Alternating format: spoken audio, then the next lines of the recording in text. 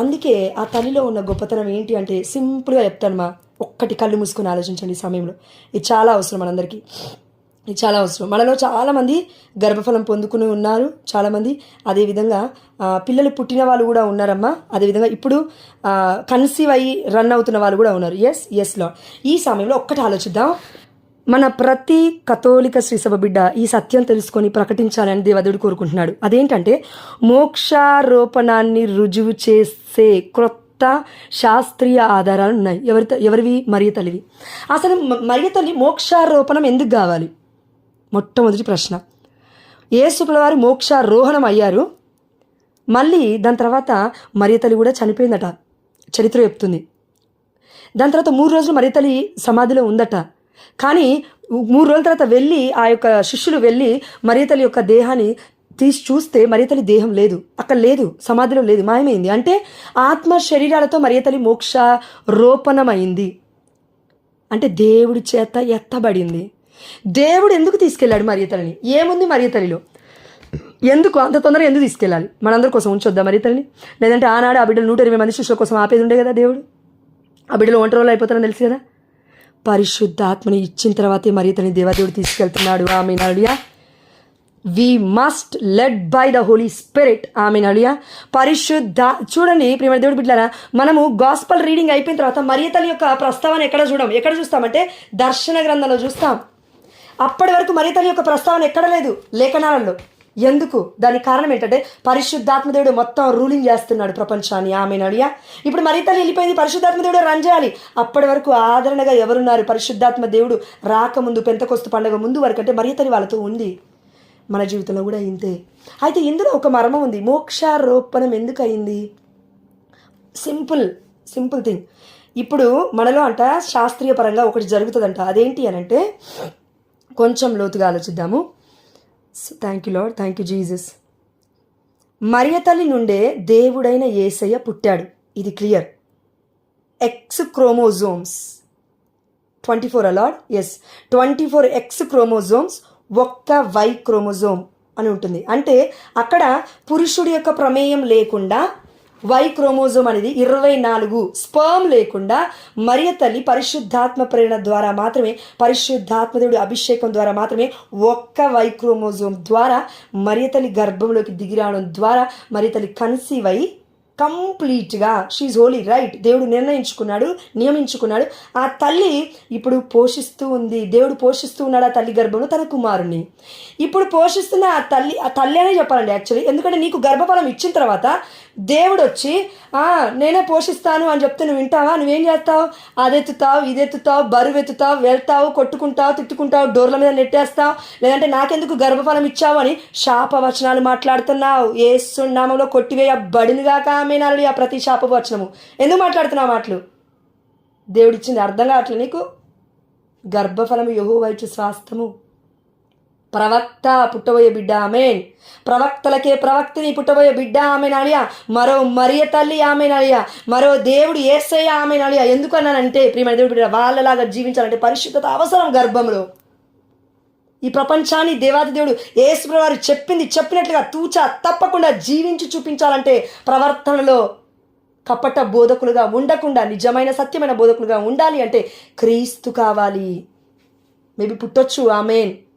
రెండో రాకడ అని కాదండి, అది వేరే దానికి అర్థం ఉంది. కథోలిక శ్రీసభ ట్రెడిషన్లో అది వేరే దానికి అర్థం ఉంది. మనం తర్వాత తెలుసుకుందాం. పరిశుద్ధాత్మ అంత జ్ఞానం మళ్ళీ నాకు ఇస్తే చూద్దాం. కాబట్టి ఇక్కడ చూద్దాం. 100కి 100% యేసయ్య శరీరము మరియ తల్లి నుండే వచ్చింది. It's clear. 100కి 100%. ఏ పురుషుడు యొక్క ఆ యొక్క ప్రమేయం లేకుండా మరియ తల్లి ద్వారా దగ్గర నుంచే రక్తపు సెల్, ప్రతి అణువు, ప్రతి రక్తపు బొట్టు, నువ్వు తింటున్న తిండి, నువ్వు తింటున్న పాలు, నువ్వు తాగుతున్న నీరు, నువ్వు తింటున్న ప్రతి food item, what ever, fruits are bed or anything, eggs, anything, chicken, అన్నీ ఆ బిడ్డకి ఆహార పోషకాలుగా వెళుతూ ఉన్నాయి లోపటికి. అయితే there is a connection between you and that baby. ఒక చిన్న పాపకి, నీ గర్భంలో ఉన్న పసికందుకి నీకు ఒక కనెక్షన్ ఉంది. ఆ కనెక్షన్ గురించి ఇప్పుడు మనం తెలుసుకోవాలి. అదేంటంటే శాస్త్రీయ బలమైన ఆధారం మరియ తల్లి మోక్షారోపణం గురించి తెలియజేస్తుంది. అదేంటంటే ఒక పసికందు తల్లి గర్భంలో ఉన్నప్పుడు ఆ తల్లి డిఎన్ఏ, ఆ తల్లి కూడా కాదండి, మరియ తల్లి అని చెప్పుకుందాం, ఎందుకంటే తల్లి పరిశుద్ధురాలు కదా, మనమందరం పరిశుద్ధంగా పుట్టలే బై బర్త్. ఆదాము ఏవ నుంచి పాపం వచ్చింది, ఆ తల్లికి పాపం అక్కడి నుంచి రాలే, అది మనందరికీ తెలుసు, క్లియర్. మరియ తల్లి డిఎన్ఏ పసికందు అయిన బేబీ జీసస్లో ఉన్న డిఎన్ఏ తయారైంది. అర్థమవుతుందా? మరియ తల్లి గర్భములో యేసుప్రభుల వారు తయారవుతూ ఉన్నారు. ఆ రక్తము, ఆ మాంసపు ప్రతి సెల్, కరెక్ట్ చెప్పాలంటే అణువులు పరమాణువుల కలయిక, కణాల కలయిక, మొత్తం పసికందు తయారవుతుంది. హార్ట్ క్రియేట్ అవుతుంది, అదంతా ఇంకా లంగ్స్, మన ప్రతి అవయవం కూడా మరి తల్లి రక్తము శరీరము ద్వారా దేవదేవుడు అలా చేస్తూ ఉన్నాడు గర్భంలో. పరిశుద్ధాత్మ కార్యం. ఎస్ తల్లిలో ఉన్న చాలా కణాలు బిడ్డలో తరతరాల నుండి ఉండిపోతాయట దేహంలో. ఫర్ ఎగ్జాంపుల్ అంతెందుకండి, మనము ఈ యొక్క పాపలోకంలో మనం ఉన్నాం కాబట్టి, మనం అందరం పాపాత్మలో కాబట్టి ఒకటి గుర్తుపెట్టుకోవాలి. ఇప్పుడు మా అమ్మ ఉంది, నా తల్లి నుంచి నాకేవో కొన్ని పోలికలు వచ్చి ఉంటాయి. అంటే ఏంటంటే బై బర్త్ కోపం అనేది ఎక్కువగా, లేదంటే కసుక్కు బుసుక్కు ఒక్కొక్కసారి ఎక్కువగా, లేదంటే తప్పిమని ఒక మాట అనడం ఎక్కువ, ఇలాంటివి ఉంటాయి. బై బర్త్ జీన్స్ ఉంటుంది కదా, జీన్స్, అది డిఎన్ఏ అంటే ఇది. ఇప్పుడు ఫర్ ఎగ్జాంపుల్ ఒక తల్లిదండ్రులు ఉన్నారు, హాస్పిటల్కి వెళ్ళారు, 2 పిల్లలు ఉన్నారు. ఆ 2 పిల్లలలో తల్లిదండ్రులకు ఆ దంపతులకు సంబంధించిన పిల్లాడు ఎవరు అని కళ్ళు మూసుకొని చెప్పమంటే వాళ్ళు చెప్పలేరు. కానీ డాక్టర్స్ ఎట్లా చెప్తారు? ఒకవేళ సేమ్ ఉన్నారనుకోండి పోలికలు, ఒక దంపతులకి సేమ్ పుట్టాడు, ఇంకో దంపతులు కూడా సేమ్ పుట్టారు, డిట్టో, కన్ఫ్యూజ్ అయ్యారు హాస్పిటల్లో అందరూ. ఇప్పుడు వాళ్ళు ఏం చేస్తారంటే ఒక టెస్ట్కి వెళ్తారు. ఆ టెస్ట్ ఏంటంటే డిఎన్ఏ టెస్ట్. ఈ డిఎన్ఏలో ఏం తెలుస్తుందంటే తల్లి డిఎన్ఏ తీసుకుంటారు, పురుషుడు యొక్క అంటే తండ్రి యొక్క డిఎన్ఏ తీసుకుంటారు. టెస్ట్ చేస్తున్నప్పుడు తల్లి డిఎన్ఏ తండ్రి డిఎన్ఏ ఇది మొత్తం కలిస్తే సేమ్ అనిపిస్తే అప్పుడు ఆ పసి కందు బిలాంగ్స్ టు దట్ పేరెంట్స్. ఇట్లనే ఇప్పుడు ఇక్కడికి వస్తే యేసు ప్రభుల వారిలో ఉన్న ప్రతి కణము అదంతా డిఎన్ఏ మొత్తం మరియ తల్లిలో ఉంది. జోసెఫ్ గారిలో ఉండదు, ఎందుకంటే వారికి సంబంధం లేదు కాబట్టి. ఎస్ అయితే ఆశ్చర్యం ఏంటంటే బిడ్డలో ఉన్న అన్ని కణాలు తల్లిలో కూడా ఉండిపోతాయి. ఇది ఆశ్చర్యం. ఆమేన్, హల్లెలూయా. శాస్త్రీయ పరంగా ఇది చెప్పారండి. ఇది దీనికి ఒక ప్రూఫ్ ఉంది, అది చివరిలో నేను చెప్తాను. అదేంటంటే ఇప్పుడు ఆ తల్లి కణాలు, ఆ తల్లి డిఎన్ఏ, ఆ తల్లిలో ఉన్న లివింగ్ సెల్స్, జీవ కణాలు, పరమాణువుల కలయిక ఏదైతే డిఎన్ఏలో ఉందో అదంతా కూడా బిడ్డలో ఉంటుంది. ఇప్పుడు సేమ్ అట్లనే ఈ ప్రాసెస్ జరుగుతున్నప్పుడు, ఆ బిడ్డ తయారవుతున్నప్పుడు బిడ్డలో ఉన్న డిఎన్ఏ తల్లికి కూడా అటాచ్ అవుతుందంట. అంటే డిఎన్ఏ ఇన్ ద సెన్స్ అందులో ఉన్న పరమాణువుల కలయిక, అందులో ఉన్న జీవకణాలు ఆ తల్లిలోకి కూడా కొన్ని వెళ్తాయంట. ఎవరిలో ఉన్న జీవకణాలు? బిడ్డలో ఉన్న జీవకణాలు, సెల్స్, చిన్న పరమాణువులు. అంటే యేసయ్యకి సంబంధించింది మరియ తల్లిలో జీవకణాలు ఉన్నాయి. యేసుప్రభుల వారిలో మరియ తల్లి జీవకణాలు ఉన్నాయి. మరియ తల్లిలో యేసుప్రభుల వారి జీవకణాలను ఉండడం ఎంత సత్యమో శాస్త్రీయపరంగా యేసుప్రభుల వారిలో మరియ తల్లి జీవకణాలు ఉన్నాయి. అందుకే పరలోక రాజ్యం వెళ్ళిన యేసుప్రభుల వారు ద లివింగ్ సెల్స్, పరలోక రాజ్యానికి వెళ్ళాలి యేసుప్రభుల వారు. అవునా? ఆయనకి సంబంధించింది ఇక్కడ ఏది కూడా ఉండకూడదు. ఆయన పరిశుద్ధుడు, పరమ పవిత్రుడు, ఆది అంతమైన వాడు, అల్ఫా ఒమేగా, అన్నీ దేవుడే, మొదటివాడు కడపటివాడు. అయితే ఈ లోకానికి నేను దిగొచ్చాను, ఈ లోకానికి నేను తప్ప ఎవరు కూడా దిగిరాలేదు అన్నారు యేసుప్రభుల వారు. అవునా? దిగొచ్చిన తర్వాత నేను తప్ప ఎవరు కూడా పరలోక రాజ్యానికి వెళ్ళలేదు. అంటే మరియ తల్లిని కూడా పరలోక రాజ్యానికి తీసుకెళ్ళడానికి కారణం ఏంటంటే యేసయ్యకి సంబంధించిన జీవకణాలు, లివింగ్ సెల్స్ మరియ తల్లిలో ఉండిపోయాయి. అంటే మరియ తల్లిలో ఉండిపోయాయంటే మరియ తల్లిలో దేవుడున్నాడు, దేవుడి యొక్క ఉనికి ఉంది, దేవుడి యొక్క స్పష్టత ఉంది, దేవుడు నివసిస్తున్నాడు. అర్థమవుతుంది మనకి? పేతురు పట్టుకోగానే స్వస్థత అవుతుంది, పౌలు గారిని పట్టుకోగానే స్వస్థత అవుతుంది, ఫిలిప్ గారు మాట్లాడితే స్వస్థత అవుతుంది, స్టెఫెన్ గారు మాట్లాడితే స్వస్థత అవుతుంది. వీళ్ళందరికీ మించి మరియ తల్లిలో ఉన్న ప్రత్యేకత ఏంటంటే తల్లి మాట్లాడాల్సిన అవసరం లేదు, ఆమె ఉనికే స్వస్థత. ఆమేన్, హల్లెలూయా. ఆమె ప్రజెన్సే స్వస్థత. ఆమేన్, హల్లెలూయా. ఎందుకంటే she came along with Jesus. Living God is there in Mother Mary. దేవుడే మరియ తల్లిలో ఉన్నాడు, బ్రతికే ఉన్నాడు, జీవములో ఉన్నాడు మరియ తల్లిలోనే. అందుకే తండ్రి కుమార పరిశుద్ధాత్మ దేవుని మోసుకొని వెళ్ళినప్పుడు ఎలిజబెత్తమ్మ ఎందుకు అంత ఆనందంగా ఉంది? తన గర్భంలో ఉన్న బిడ్డ కూడా గంతులు ఎందుకు వేయగలిగాడంటే కారణం ఇది. వచ్చింది యేసయ్య ఇంటికి, మరియ తల్లి కాదు. జస్ట్ మనకి కనబడుతుంది మరియ తల్లి. త్రూ మరియ తల్లి ద్వారా అన్ని దేవదుడు ఇలా చేస్తూ ఉన్నాడు. ప్రియమైన దేవుడు బిడ్డలారా, అంతెందుకమ్మా, చాలాసార్లు నేను చెప్పాను కదా, మరి తల్లి మధ్యస్థ ప్రార్థన ద్వారా ఇవన్నీ జరుగుతున్నాయి. దేవుడు అద్భుతాలు చేస్తున్నాడు. It's true. స్తుతి పాత్రమా, స్తుతికి పాత్రురాలు, అది నీ నా హృదయంలో ప్రేమకిచ్చే స్థానం. అంతేగాని లెవెల్ చూసుకుంటూ వెళ్తా అంటే we cannot able to go level by level in spirituality. It's done. వెళ్ళలేం ముందుకి ఆధ్యాత్మికతలో. ఎందుకంటే పరలోక రాజ్యం కోసం మనం ఈ లోకంలో ఉన్నాం. ఈ లోకంలో ఆలోచిస్తున్న వ్యక్తుల లాగా ఇది విగ్రహారాధనేమో, ఇది ఈ ఆరాధనేమో, ఇది ఆరాధనేమో, ఇది ఈ ఆరాధనేమో, దీనికి ఇంత లేకూడదేమో, హాఫ్ చీర కడితేనే కరెక్టేమో, ఫుల్ చీర కడితే తప్పేమో, కొబ్బరికాయ కొడితే తప్పేమో, క్యాండిల్ వెలిగిస్తే తప్పేమో. ఎవరి విశ్వాసం వాళ్ళది. మొన్న నేను మన ఎక్కడికి ప్రభువా జగద్గుర గుట్టుకి వెళ్తుంటే, అమ్మ టైం అయిందా? ఎస్లో జగద్గుర గుట్టుకి వెళ్తుంటే ఒక అన్యుడు అంకుల్, ఆయన నాకేమో పరిశుద్ధతడు ప్రేరణ ఇస్తా ఉన్నాడు. బైబిల్ తెరువు నువ్వు కరెక్ట్గా చదవాలి ఇంకా వాక్యం అని. అవును ప్రభు, బలహీనం చదువుతానని ఓపెన్ చేశాను. ఫుల్గా ఉన్నారు, రష్గా ఉన్నారు. ఆ అంకుల్ కానీ పక్క జరిపి మరి వచ్చి ఆ పోల్ దగ్గర నిలబడి చూస్తున్నాడు బైబిల్ వైపు. నేను పైకేం ఎత్తలేస్తాలా, నా పని నేను చేసుకుంటున్నాను. పరిశుద్ధాత్ముడు అంటున్నాడు, ఒకరు అబ్జర్వ్ చేస్తున్నారు నిన్ను అని. ఆ అంకుల్ అంటున్నాడు, మీరు క్రిస్టియన్సా అన్నారు. అంటే అవును అంకుల్, క్యాథలిక్ అని చెప్పాను నేను. ఆహా ఓకే, ఎన్నిసార్లు చదివారు బైబిల్ అంటే? చదవలేదు అంకుల్, ఫస్ట్ టైం చదువుతున్నాను అన్నాను నేను. అవునా, మరి లైన్ల మీద లైన్లు ఉన్నాయిగా రెడ్డి గీతలు అన్నాడు. అంటే అర్థం కాక నేను లైన్ చేసుకుంటాను అంకుల్ అన్నాను. ఆ అంకుల్ అంటున్నాడు, నేను అన్నాను మీరు కూడా క్రిస్టియన్సా అని అన్నాను. ఏసై అంటే తెలుసా అంకుల్ అంటే, లేదు మా అన్నయ్యకి మా వదినకి తెలుసు, వాళ్ళు క్రైస్తవులు, నేను ఇంకా రాలేదు క్రీస్తులోకి అని చెప్తున్నారు. మరి ఎందుకు రాలేదని అడిగాను నేను. నాకు బైబిల్ చదవడం వస్తలేదు, ఎంత బైబిల్ చదివినా ఒక్కసారి 2 సార్లు ఓపెన్ చేస్తా, ఒక్క లైన్ చదువుతా మూసేసి వెళ్ళిపోతా, మన వల్ల అయితే లేదంటే. నేను అన్నాను, అంకుల్ మీకోసం నేను ప్రేయర్ చేస్తాను ఎక్కడ ఉన్నా కూడా, కానీ మీరు ఒక పని చేయండి, బైబిల్ మూసేయాలి అని ఆలోచన వచ్చినప్పుడు న్యూస్ పేపర్ గుర్తు తెచ్చుకోండి. న్యూస్ పేపర్ అయితే నేను గంటలు చదువుతాను, టీ అయితే టయానికి తాగుతాను, భోజనం అయితే 3 పూటలు తింటాను, బైబిల్ దగ్గరికి రాగానే నేను ఎందుకు ఇట్లా చేయాలని కంప్లీట్గా మీరు ఒక గంట డిసైడ్ చేసుకొని ఫోన్ అవన్నీ స్విచ్ ఆఫ్ చేసుకొని డోర్లు మొత్తం మూసేసుకొని ఇంట్లో కూర్చోండి. మీకు ఖాళీగా ఉన్న టైంలో మొత్తం చదవండి, అప్పుడు మీకు పరిశుద్ధాత్ముడు సాయం చేస్తాను, నేను కూడా ప్రార్థన చేస్తానని చెప్పాను. ప్రియమైన దేవుడు బిడ్డలారా, ఇది హైలైట్. వచ్చేటప్పుడు మళ్ళీ క్యాబ్ బుక్ చేశాను. లేట్ నైట్ అవుతుందని, 9 అవుతుంది ఆ రోజు. మళ్ళీ ప్రాటెస్టెంట్ అబ్బాయి, క్రిస్టియన్ వచ్చింది. క్రిస్టియన్, తన వైఫ్ పేరు నేను చెప్పను, కాబోతున్న వైఫ్ పేరు. ప్రార్థన చేయక్క, మా అమ్మ ఒప్పుకోవట్లేదు, మా అమ్మ పేరు స్వరూప అని చెప్పాడు. తప్పకుండా చేస్తాను నాన్న, కానీ సత్యం వైపు రండి. నీ యొక్క భార్య, కాబోతున్న భార్య కథోలిక శిశువులోకి రావాలి, ఇట్లా తెలుసుకోవాలన్నా. ఇది కథోలిక శిశువు అంటే, దివ్య సప్రసాదం అంటే ఇది అని కొద్దిసేపు ఇంకా మాట్లాడుకున్నాం. ఆల్మోస్ట్ ఒక 10-15 నిమిషాలు మాట్లాడిన తర్వాత నాకు ఇంకా వేరే కాల్స్ వచ్చాయి. ప్రియమైన దేవుడు బిడ్డ, నేను ఎందుకు చెప్తానంటే, దేవుడు అవకాశం ఇచ్చాడు కదా, ఇది అవకాశం మనకి మరి తల్లి గురించి వినడానికి. టైం చూడకు, టైము ఈరోజు ఒకవేళ పరలోక రాజ్యానికి వెళ్ళాలంటే దేవుడు నీకు నాకు టైం పెట్టాడంటే వెళ్ళిపోతాం. ఎక్కడికి వెళ్ళిపోతాం?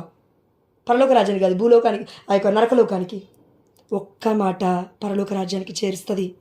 మరియ తల్లి గురించి మర్మాలు తెలుసుకుంటున్నప్పుడు యేసయ్య వాక్యం మనలోకి వెళ్తుంది, మన హృదయంలోకి వెళ్తుంది, మన గర్భంలోకి వెళ్తుంది, మన చెవులలోకి వెళ్తుంది, మన సమస్తము దేహం మొత్తం దర్శిస్తూ ఉంది. ఆమె నడియా దేవుడికి మహిమ కలుగాక.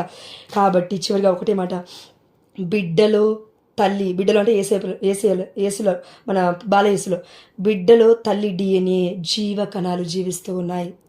వాళ్ళు మోక్షారోహణమైంది శరీర రూపధారులుగా, ఆత్మతో శరీరముతో వెళ్తూ ఉన్నారు. మనకు గుర్తుపట్టాలి ఇది. ఎస్, తల్లిలో బిడ్డ DNA జీవకణాలు ఇప్పటికీ కూడా జీవిస్తూ ఉన్నాయి. ఇది ఎవరు చెప్పారంటే, ఇది మొట్టమొదటిగా 1979లో స్టాన్ఫోర్డ్లో కనుగొనబడింది అట. ఆశ్చర్యపరిచే విషయం ఏంటంటే, ఈ జీవకణాలు వ్యాధులతో పోరాడతాయి. This is the right thing. ఈ జీవకణాలు ఎవరిలో అయితే ఉంటాయో అవి ఇప్పుడు అంతెందుకండి, కరోనా వస్తుంది, వామ్మో ఎట్లనో ఏమో అనుకుంటాం కదా, మనలో ఒక వ్యాధి నిరోధక శక్తి ఉంటుంది, అవునా? ఆ వ్యాధి నిరోధక శక్తి పేరేంటంటే హోలీ కమ్యూనియన్, దివ్య సప్రసాదం. అది ఎక్కువగా ఉండాలి. అది ఎక్కువగా తీసుకున్నప్పుడు ఆటోమేటిక్గా స్వస్థత వద్దనవుతుంది. నమ్మకంతో తీసుకున్నప్పుడు అది మనకి పంచి ఇచ్చిందే పరిశుద్ధమైన తల్లి ఈ లోకంలో. అందుకే ఆ తల్లి ప్రజెన్స్ స్వస్థత ఇస్తుంది. యేసయ్య నామాన్ని పిలిచినా తల్లి వస్తుంది, యావే ప్రభు పేరు పిలిచినా తల్లి వస్తుంది, మన పరిశుద్ధాత్మ దేవుని పిలిచినా తల్లి వస్తుంది. ఎందుకంటే ఆ తల్లి పనే అది, అని మోసుకొని రావడం. ప్రియమైన దేవుడు బిడ్డలారా, కాబట్టి అంటే మరియ తల్లి ఈ లోకంలో జీవించి ఉన్నప్పుడు తనలో దేవుడి DNAలో ఉన్న జీవకణాలు జీవిస్తున్నాయి. అందుకే తల్లి మరియలో ఉన్న దేవుడి DNA జీవిస్తున్నందున ఈ జీవకణాల ద్వారానే దేవుడు మోక్షారోపణానికి తీసుకెళ్తున్నాడు. మరియ తల్లిని తీసుకెళ్ళాడు. దేవుడికి మహిమ కలుగుగాక. అంటే యేసుప్రభుల వారికి సంబంధించిన డిఎన్ఏ, జీవకణాలు, లేదంటే అది ఇంకేదైనా ఈ లోకములో ఉండడానికి రాలేదు. సో ఇప్పుడు గుర్తుపడదాం, ఇది ఒళ్ళు గగురుపాటు కలిగించే సమాచారం. అదేంటంటే యేసుప్రభుల వారి యొక్క దేహం సంపూర్ణముగా కన్య అయిన మరియ తల్లిలో ఉంది.